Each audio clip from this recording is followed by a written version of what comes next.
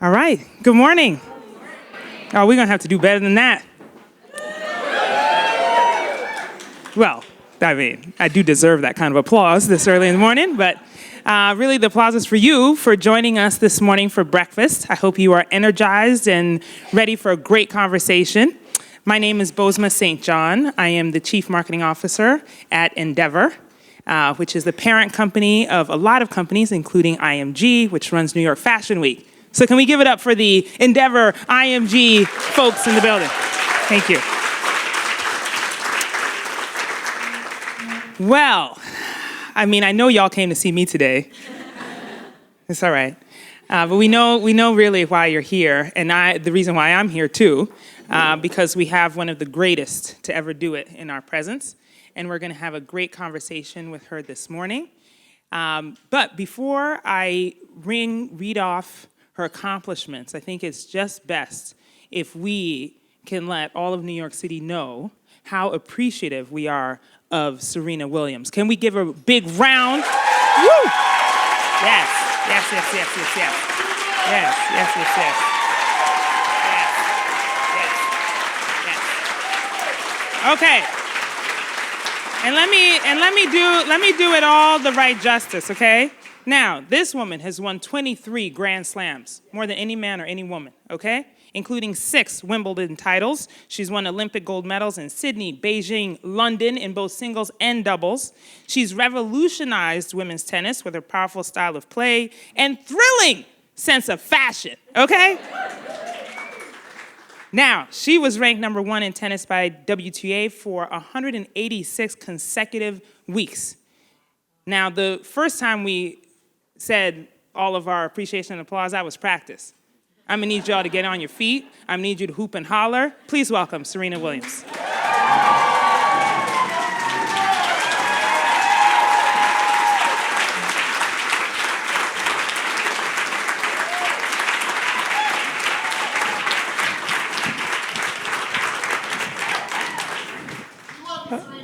Thank you.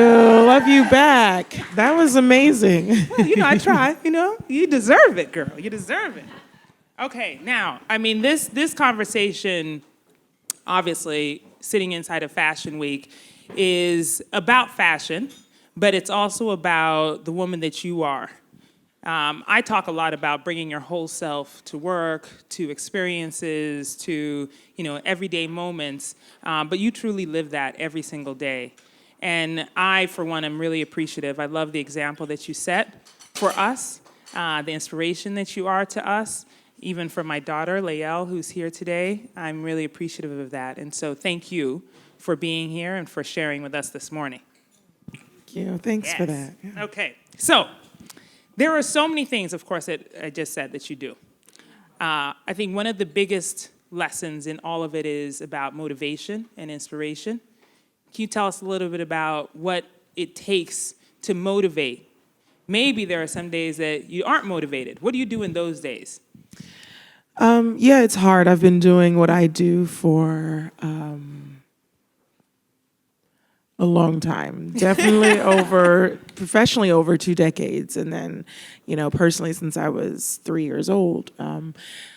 So it's definitely not easy to stay motivated every single day. I feel like tennis is a sport where you have to practice your craft more than maybe, throwing a football, which I think is the same. But in tennis, it's a lot of technique involved, and you kind of have to, you have to train a lot in order to keep your level up.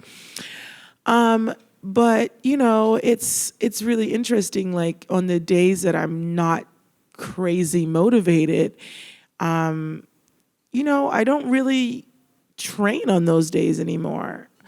I do other things. I do mental training, and I do studying film, which I've learned from talking from other sports people that are amazing and really great, that at a certain point, studying is super important, and you really want to learn your opponent, and you really want to get to know things, and mental training is actually something that's really, really forceful and life-changing.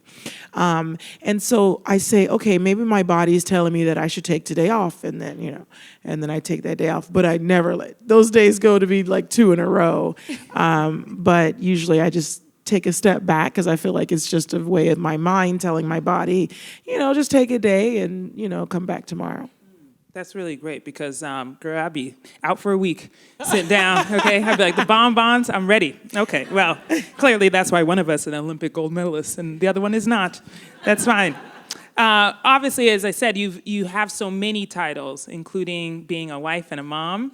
And of course, we get to see Olympia on social media sometimes and having her cute little self running around. What has that been like for you in terms of either changing your motivation or have you felt evolved by becoming a mom to her? Yeah, I feel definitely evolved. But the other day we were at dinner and I'm like, how am I a mom? Like when did that happen? I mean, I remember being pregnant, but it seems like a lifetime ago. Right. And then I'm like just hanging out with my friends and I'm like, I'm a mom. That's so weird. Well, my daughter's 10 and I still ask that question. I'm like, how in the hell? Okay, so happened? it's a normal thing. It is then. a normal okay, thing. I think so. Like, anyway, or when maybe did it's this not. Happen? But I love being her mom, and it's such a great feeling. And it's, for me, she's the best thing that's happened to me. And I've had so many amazing things happen to me. So for me, that's really saying a lot.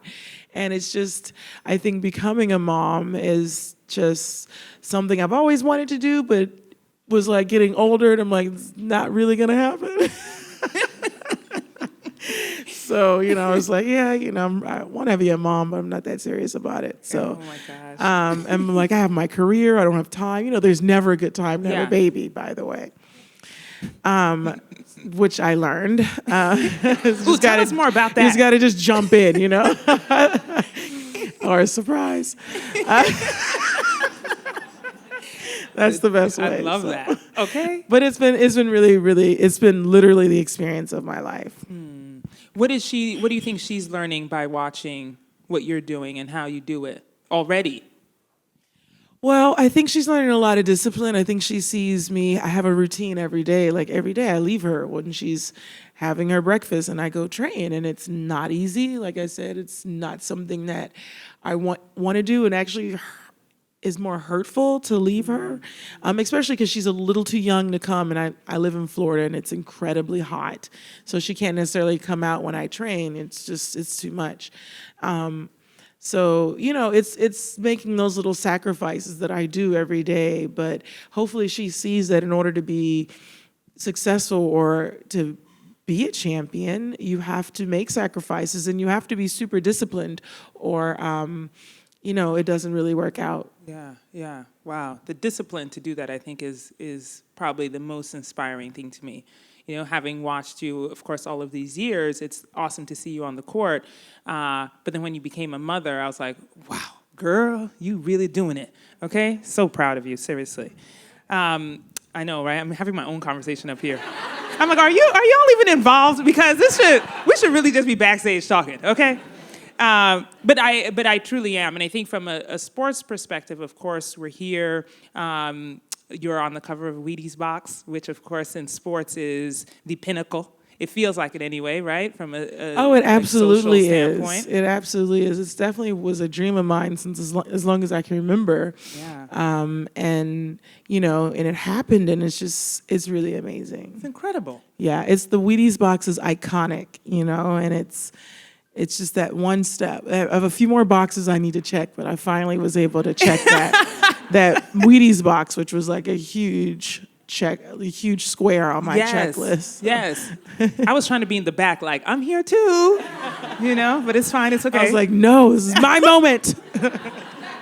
It's all good. It's fine. The next one. But how did you react when you heard the news, though? Like, what did that feel like? Oh, my God. I was so excited. Like I said, Wheaties is such an iconic opportunity. And it is so cool as well to just be a part of so many amazing champions that have been on that box. And then growing up, when I grew up, it was like just amazing to do. And then for also the other women that have also been on the box have been just incredibly inspiring. And then to be one of the next women that to be on the box was just, it was great for me. So I was really excited about it. Oh, that's so fantastic. Let's talk a little bit more about your entrepreneurial spirit. and how that intersects with fashion, because I think in terms of seeing you on the Wheaties Box or seeing you on the cover of Vogue, or really any photo shoot you do, because I'm talking about it on Instagram all the time. Okay, I just find your presence, the way that you choose how to appear in the world, also very inspiring, quite defining for most people. How do you think about the way that you appear, right? We know that it's about grit and about what you put on the court, but we know that people are also watching what you're putting on your body. How does that impact what you think about how you appear? Do you have a lot of thought that goes into that? Well, I think it's really important, especially in fashion, to express yourself the way you want to be expressed and to just be yourself. And that's kind of what I do in my fashion with either designing or on the court. I just want to be expressive and just kind of how I'm feeling in that moment, in particular in that moment of design. But I really think you have to be just true to yourself. And so that's how I try to appear. And authentic is a really good word for me, because sometimes if you are trying too hard, you're wearing like way too much, it just doesn't appear to be authentic. So for me, I really try to go for something that seems really realistic for me. Well, I remember a lot of iconic moments, a lot of iconic fashion that you've had on the court. And I'm always cheering for you as you play, and also for the fashion. Okay? Yeah. Yes. Yeah, thank you. Yeah. Because I'm like, woo, look at her go. I mean, do we not agree? We've seen some iconic moments. Yeah. It truly is inspiring to see you play in the way that you play, but also looking the way that you look. I love it. So let's talk a little bit about your other fashion, because y'all like this suit I have on here? Did you get a good look at it? Yes, wow. Okay. This is S by Serena. Okay, first of all, I don't see anyone taking any photos of this right here. Okay, I don't even know why. Okay, but exactly. I'll stand up later. I'll model for you. But I received a few pieces. I was very excited about it. Can you tell us a little bit about your line and why you decided to go in this direction, not just obviously for what you wear on the court, but for what we can all wear and enjoy? Well, it's a really long story, but Tell us every detail. No, I don't want to keep you guys too long. But it all started in the 90s. Was it? 2000s, yeah. It started in 1989. Start there. Started in 1964. No. Well, because my parents always stressed education. A lot of tennis players usually go to play tennis and then they start super young, because in order to be good, you have to start like at 3 years old. But a lot of people, especially females, come out of college or high school actually, and they just play and have these amazing careers. But my parents was like, okay, that's not going to be you. You're going to go to school, you're going to finish, and you can be pro at 16, but you're still going to go to high school. So eventually I did that, and I was like, loved school because it was the only time I didn't necessarily have to be on the tennis court. And so I ended up going to fashion school and was studying the craft, and then I just loved doing it. And I remember when I was younger, I used to sew things and make stuff for my dolls, because I loved dolls growing up, and they had all their outfits. And so that's kind of how my fashion started, was literally when I was super, super young. And I think anyone that goes to fashion school always wants to start out making gowns and wedding dresses and that whole thing, which is, of course, what I wanted to do. But quickly in school, I was like, okay, this is not going to work out. So I'm definitely going to go more to, easier ready-to-wear collection, which we call sportswear. So, and that's kind of how it all started. And literally from decades ago, I've always been designing things, and whether it's dresses that I've actually sometimes worn on red carpets or other things, I finally decided to invest in myself and then start this new collection, which is more sportswear based, and just have a lot of fun with it. And so we're having our show tomorrow for New York Fashion Week, which we're super excited about. So exciting. And so it's been a lot of work. We were in fittings all day. I'm super hands-on, so we were in fittings all day yesterday. And, actually I'm running to one fit after this, so I'm making sure everything is perfect. And but it's really fun. I really realize that I really use a lot of the left side of my brain, and I'm really artsy, and I'm really good at, directing different things and just bringing a product to life. And I'm really proud of it. I'm really happy that we're going to have an opportunity to show here. Oh, so exciting. Yay, let's have another round of applause for the line. I do love the fact that you're hands-on about it. What are some of the things that you love putting into the fashion? Like, what do you want people to feel when either they see it or wear it? Like, what is the inspiration? Well, I want people to feel like they can actually wear it. And I love fashion. I love things, and I love seeing things that aren't necessarily wearable, because it's just so cool and it's so amazing to construct a garment like that. But with what we do with our brand is we make people feel like, okay, this is actually wearable. I can wear this, and it looks good on everyone. So we want to make. We had one of our outfits go viral because we did this thing where it was. I don't remember the name of the dress because it's gone now, so you can't have it. But it was this red twist front dress, and we had everyone in it from a size 2 to a size, 16. And that's how I wanted people to see how it can fit all different sizes and all different styles of women. Not all our clothes come in all different sizes, but one thing I also wanted to do is take away the word plus, because I just felt like, why are our brand did not want to use plus. We wanted to use the word great. So we call our extended sizes great, because women are great. Yes. They're not a plus, they're great. Yes. So so we launched our great line about 4 or 5 months after we launched our regular, the women's line. And so that's been doing fun too. It's doing fun. That's been doing great as well. But so you're saying that there's a basic and then there's the greats. Is that yeah, what you're saying? exactly. There's the basic. And then there's the basics. I'm into it. Okay. But speaking of that, who is your target? Who do you want to wear your clothes? Outside of size, who is the woman? And so when we were doing this exercise, people were asking, so what do you design for? And I'm like, I design for someone who believes in themselves, or someone who needs to pick me up that day. That's like, listen, I'm not feeling my best, but I'm going to put this outfit on. It's really going to change my personality. I'm going to walk out with my shoulders back. So I'm not designing for a particular person that looks a certain way. We design, I like to say, from the inside out. And I think that's what really matters. And that's how we're making a difference. Yeah. I love that.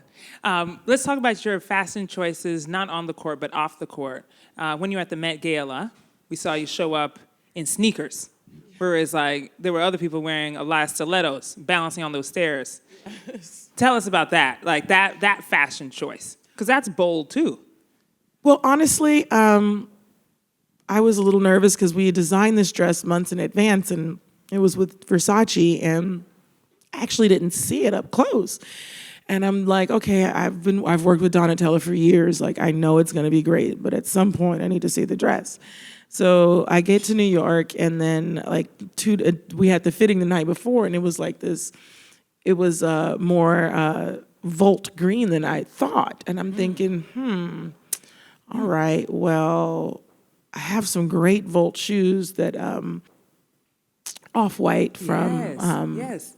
Virgil, yeah, thank you, that Virgil made. And I literally looked in my closet, and I was like, I grabbed them and then I put them back. And so I'm like, oh my gosh, so we're calling everyone, this would be the perfect shoe to wear with the dress. So, and then plus Anna was like, okay, there's me, there's Lady Gaga, and there's Harry, and you don't need to wear heels.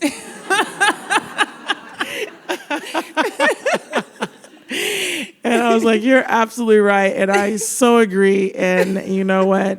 I have height, so I don't need it. And I was the only person that was comfortable. I think Gaga was every time she kept sitting down after 3 minutes, she's like, I can't. And I'm like, I can. So it was just comfort. Comfort. Yeah. Comfort. So you can look good and be comfortable. You know, Yes, so why yes. not, right? Yeah, I feel yes. very comfortable in this. I feel very colorful also because of little gold hints in here. Thank you very much. Y'all are not even noticing the little details in my outfit. I'm still gonna come. You see the gold? Thank you, Justina. Appreciate it. Okay. It's speaking about being seen. Watch this transition. I'm a professional at this. Okay. Thank you. I'm really trying up here. Let's talk about social justice, because you have been seen quite a bit, seen as sometimes what I'm sure could feel as a burden to be representative of a whole group of people, but also empowering. I am always inspired by your frankness, and questions that are posed to you and the way that you answer. I rarely feel like you're holding back, which, of course, I certainly appreciate. You're not a wallflower, neither am I, and so I really appreciate that. And most recently, you said, the day you stop fighting for equality is going to be the day you're in your grave. And that, I mean, I think, where's Jill? I wrote Jill a text message that, like, as soon as I heard it, I wrote her, I was like, yes! I caught the spirit, I ran around, I really felt that. And I think for many of us, we can probably agree is that social justice in this time, of course, and many times along the history of the world, and especially of the U.S., it has been such a conflicted message, right, for people in the public eye. Can you tell us a little bit about why you choose to be outspoken? Because I do believe it's a choice. You could not do it, but you choose to do it. Why is that? Well, it is a choice, and you see what you get, and that goes back to the word of authentic. Like, I'm not someone that I'm not. I can't be two people, but I feel like in this age, this digital age, I like to say it's a choice, and it's an easy choice for me. And I'm not saying everyone should do it. It's not for everyone, but it is for me because that's just who I am and that's who I choose to be. It's easy to use our platforms and either say a message or send a message or speak up on a message or support something that means a lot to you. And I'm in a unique position because as a tennis player, after every single match, you have to do an interview. And that's interesting because that's yet another platform that I have that not many people get. So I feel like I have these opportunities to be on these platforms and to speak out against or about things that I feel strongly about, or speak up on things that just simply aren't fair. And, for me, that's important, and I will continue to do that because it comes natural to me. My life has never been extremely easy, in particular with my job. I mean, me and my sister were literally one of 4 Black people on tour when it first started. So I've gotten comfortable with uncomfortable. And so I think that's what makes it easy for me. Yes, write that down. Comfortable with uncomfortable. Yes, I love that. That's it right in there. I know, right? Girl, listen. I'm here. I'm like, I need to write this down. Somebody tweet it, please, because I need it later.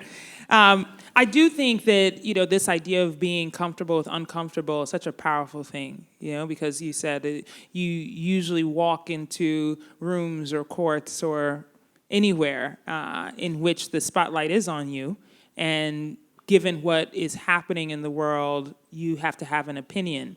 Are there times when you don't want to speak or don't want to be asked about any of the hard things? And what do you do in those moments? Yeah, if there's something I don't want to talk about it, again, this goes back to being authentic. I don't talk about it. Yeah. Like if I don't want to talk about something that makes me uncomfortable, I just say, listen, first of all, I don't have the knowledge to answer that question, or I just don't want to answer that question, or I don't think I should answer that. So I just always leave it at that. Yeah, perfect. Speaking about not answering or answering, this is a terrible transition, but I'm going to go for it anyway. Entrepreneurship and beginning businesses and, changing sort of the course or evolving the course of what you do. There are many people in this room who are entrepreneurs, who are trying to create, who are trying to follow their own passion. I do believe in being, multi-hyphenate, that you don't necessarily need to do one thing. You can do multiple things. Do you have any advice or thoughts about how to follow those passions, how to create businesses from a perspective of having lots of things going on in your plate, but then also going forward with something that you're really excited about? Yeah, I think you have to have a focus. I think it's definitely important to start out with a focus or you're not going to be incredibly successful. So, and with me, tennis was obviously my focus. And then from there, I built a great team and start, other different things that I was doing. But tennis also still remains my main focus and my big focus. But that's the only advice I would give is like with us, even with our fashion business, we want to grow it, but we're like, we can't jump out with 3,000 styles that we're going to fail. Like that's not going to work. So, we think about what we want to do. We start with the focus and then we grow from there, and we're starting to grow and it's kind of cool. But, if you go out there trying to take everything on, then you can't hold it. You got to have something that you can hold until you have more hands to help you hold more. Ooh. I mean, sis. Yes. Come on. Yes. Do it. We could keep going. But I do certainly appreciate the fact that, following your passion, creating as you can create and creating more hands that can help along, because I do believe in the uplift of communities through entrepreneurship and creating more opportunities for other people who can also come along with you. We talked about checking the boxes, Wheaties Box being one of them. What are some of the other boxes that you want to check off? That list, I finished that list? I'm just kidding. It's always a work in progress. I'm just kidding. No, I really want to build a really successful company in fashion. And also, I I have a Serena Ventures, and we invest in lots of different companies. And I want to build that to bring more knowledge. I started out thinking, oh my God, less than 2% of females are getting funded by by venture capitalists. So I'm like, how is that possible? 2%, less than 2%, that's insane. And women of color was not even on the charts. So I was like, man, that's crazy. So, I started this idea of like just trying to fund not only women, because I do believe my dad is one of my biggest fans, and and my husband as well. So it's like I do believe in having people men and women work together. So, but I also wanted to just even out that number, at least for me and for what our company did. So I think about 70% of our portfolio is either women or people of color. And then, so I just wanted to just kind of even that out a little bit more. And I definitely want to keep doing that because I feel like it's so good. And sometimes we don't have the money to fund. We just introduce them to people that can and just help out and have a great idea and who would introduce them into someone else to actually get their business started. But there's so many amazing companies out there that was being missed because they just didn't have an opportunity to be funded. So that's something that I love doing. Oh my goodness, that's fantastic. I love that. We're coming up to our time here, and I know that we could probably talk for another hour or so. I know, right? I know. Yeah. That's so lovely.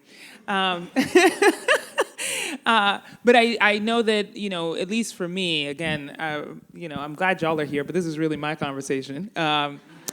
I continue, of course, like I said, to be inspired by what you do, and for the future and for all of the accomplishments that you hope to achieve with the boxes that are left unchecked, whether you said them here or they're in your heart. Certainly want to wish you well on your way in that, and know that we are all cheering for you in that. Thank you so much. Thank you. Sure. Thank you. Yes. All right. Well, the very, very last question. because we're, in New York and it's such a entrepreneurial town. It's like, if you can make it here, you can make it anywhere, they say. What are your hopes and aspirations and dreams for, our community at large, given that there are so many different types of people who are here? This is a room full of diverse individuals who are all marching forward to hopefully make a bigger impact in the world of fashion. Do you have any last thoughts for them as they march out into the world and create greatness, right? Y'all are creating greatness? Oh my Don't God. make me a liar out here. Okay. That's a tall order. I mean, Yeah. it is. I don't have any thoughts. I mean, I can't. You can't put that on me. But what I can say is I think being kind is underestimated. And that's just being kind to your fellow person, just to the person to the left and to the right of you. Mm-hmm. And that goes so far, I also say in my dance class, I'm going to outdance the person to the left and to the right of me. Should we put that to the test?